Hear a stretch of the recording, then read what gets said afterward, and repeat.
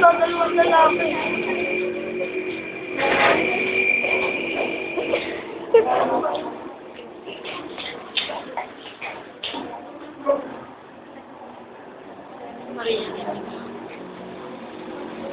Umuwi na ba ang kuya mo, Johnny?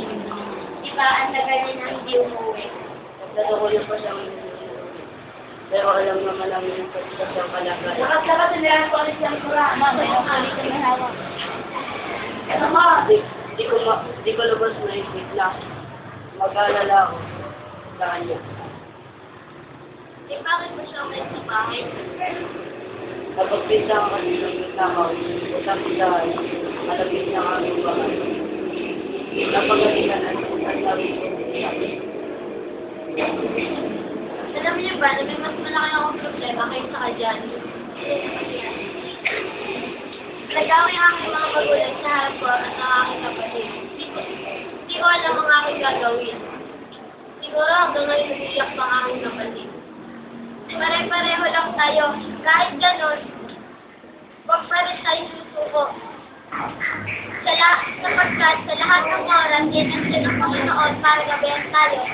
Sa bagay, miss ko na din sila. Sobra. Hindi ko na alam ang gagawin ko dahil sa laking problema dinadala ko. Hindi ko na alam kung kakayanin ko pa. Hindi ko na nakikita ang papa ko at hindi ko pa rin nasisilayan ng aking mama. Pero gaya ng sabi ni Berlin, ilahan ng oras dahil kung iisipin ko na ng lahat. Pero di tama yung lagi na lang yun ang isipin mo. Natatakot niya Lamot na kasi! Hindi na natakot na Nina ang kanyang pagkain. Iyak na lang siya ng umiyak. At sa ito mo ngayon na may bakit pa lang yung aking umiyak. At ang sabi niya, kaya ko to. Nakaya ko doon ang kasama ng aking mga Lamot na kasi! Wawat ka na sila ako eh! Siguro sa likod. Ulit, lahat yung hindi ko kasama. Hindi ko makakaya lahat. Nina, ilan lang yun ang kasama ko.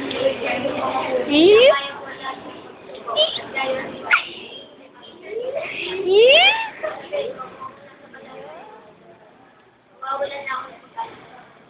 Ilang sa harap ng mga Lamot ka kasi! pati na rin ako. Sa kabila ng malaking problema, nakaya mo makapasok sa top 5. Kaya ko rin yun, pwede victorious pa. Wala namin sasayangin oras pa. Kaya pakinggan niyo ako at sasabihin ko sa inyo ang mga sikreto ko. Una, lagi mong isipin na kaya mo. Ang tao ay binibigyan ng problema na hindi malulutas. Pangalawa, lagi natin naaral sa lahat ng oras, pwede natin nawagin ang mga may kapal upang humingi ng tulong at ng pasalamat. Pangatlo, di ako nawawalan ng pag-asa pagkat alam ko na President David and Diyos upang sabay sa atin.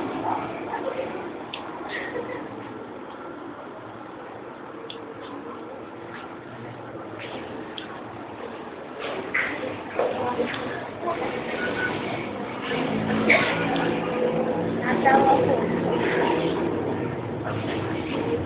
Alvin na napakayang mga tao. Nahangin.